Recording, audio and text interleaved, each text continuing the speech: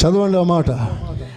ఆయన శిష్యులలో అనేకులు ఈ మాట విని, ఇది కఠినమైన మాట, కఠినమైన మాట, ఇది ఎవడు వినగలడని. ఎవడు వింటాడు? ఎంత కఠినంగా మాట్లాడితే ఎవరుంటారు?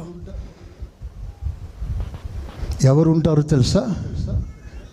ఎవరుంటారు అంటే పెద్దలు గద్దించుట నాకు తైలాభిషేకం అనే ఆలోచన కలిగిన వారు పడి ఉంటారు. స్తోత్రం చెప్పండి గట్టిగా, చెప్పండి గట్టిగా.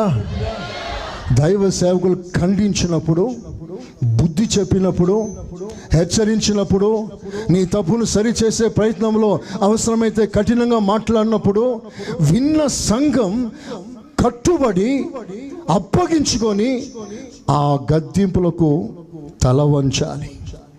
దైవజనులారా, మీరు మమ్మల్ని గద్దించుట మాకు తైలాభిషేకం